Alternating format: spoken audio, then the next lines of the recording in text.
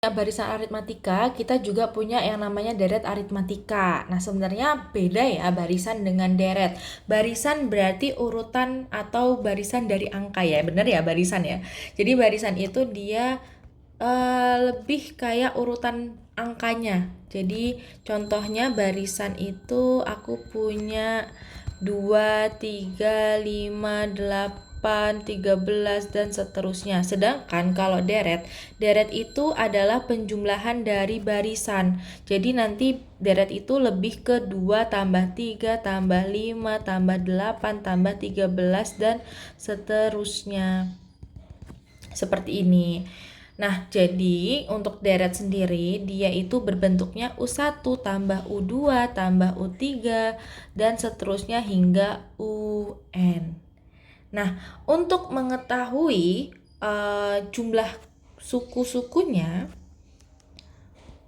kita punya rumus deret aritmatika.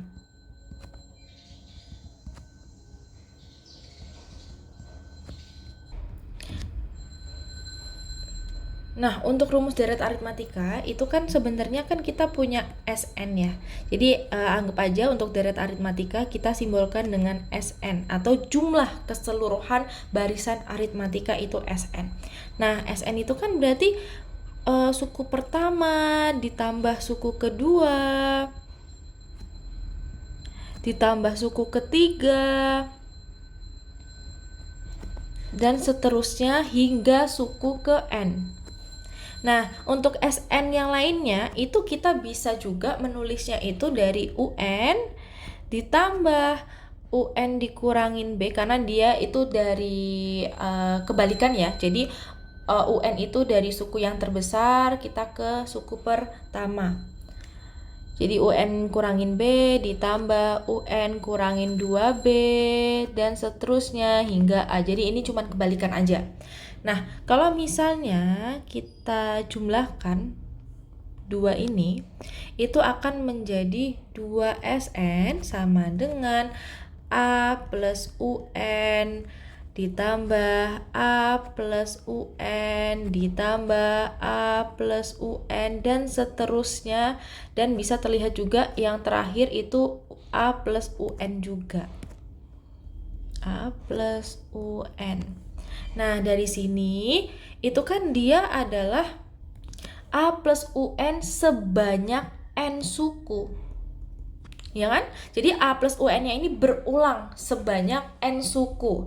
Nah, dari sini kita bisa ubah jadinya 2SN sama dengan N kali A plus UN. Atau bisa kita bagi dengan 2 kiri dan kanan, ruas kiri dan kanan, jadi SN sama dengan N per 2 kali A plus UN. Oleh karena itu kita dapat rumus yang pertama itu untuk menentukan deret aritmatika adalah SN sama dengan N per 2 kali A plus UN.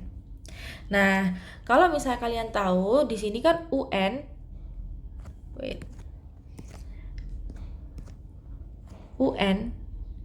itu kita bisa jabarkan menjadi A plus N-1B.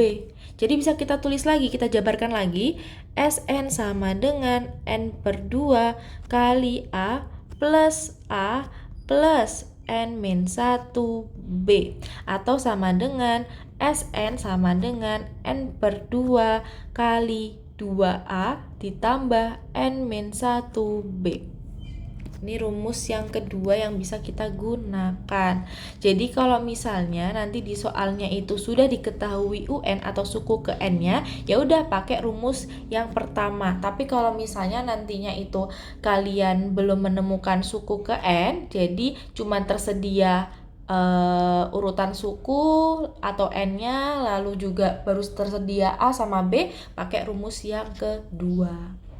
Oke, kita ke contoh soal.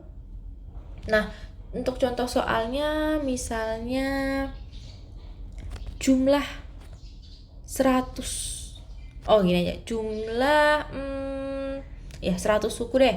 Jumlah 100 suku dari barisan 2, 4, 6, 8, dan seterusnya. Nah, kalau kalian lihat di sini, yang tersedia informasinya hanya N-nya, lalu juga tersedia A-nya dan juga B. Kalau B kan tinggal kita cari ya, B-nya sama dengan U2 kurangi U1 sama dengan 4 kurangi 2 atau sama dengan 2. Nah, kita udah punya N-nya, N-nya sama dengan 100, lalu juga kita punya A-nya, A-nya sama dengan 2. Nah, karena di sini belum ada UN, jadi kita pakai rumus yang kedua, yakni SN sama dengan N per 2 kali 2A plus N-1B. Berarti S100 atau jumlah 100 suku dari barisan 2, 4, 6, 8 sama dengan 100 dibagi 2 dikalikan dengan 2A. 2 kali A itu sama dengan 2 kali 2 ditambah N-1 itu 99 dikalikan dengan B. B-nya itu 2. Berarti bisa kita tulis sama dengan S100